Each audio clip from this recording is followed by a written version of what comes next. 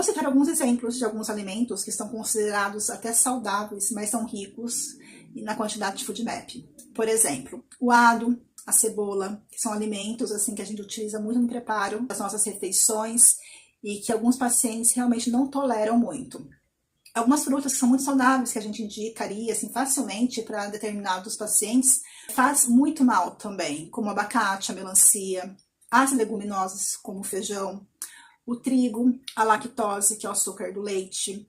A gente observa também alguns polióis, que são os adoçantes, né, que tipo o xilitol, o manitol. Então, a gente pode falar também que não é uma forma generalizada, mas como sempre que a gente disse na nutrição, a gente tem que ver de modo personalizado, tá bom? Porque às vezes um alimento não faz bem para determinado paciente e o mesmo alimento para outro não acontece nada.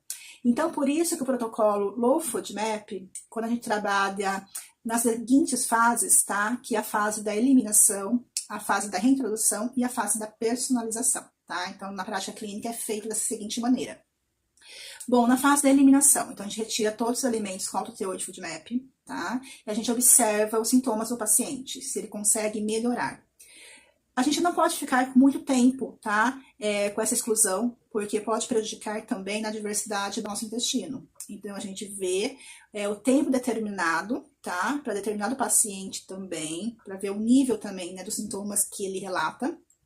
Então, através dessa análise, a gente consegue enxergar o alimento realmente que ele não consegue de maneira nenhuma, mesmo em pequena quantidade, e a gente não coloca mais no plano alimentar dele. Mas tem alguns alimentos que ele consegue, talvez um pedaço pequeno, ele consegue tolerar.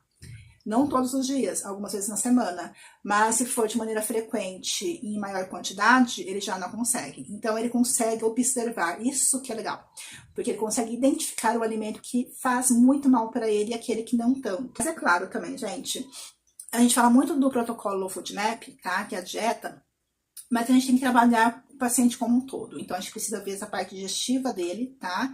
Como está. A gente precisa observar a barreira intestinal dele, a gente precisa recuperar essa barreira do intestino, tá? Através de alguns trabalhos também que a gente acaba, né, juntando junto com a dieta.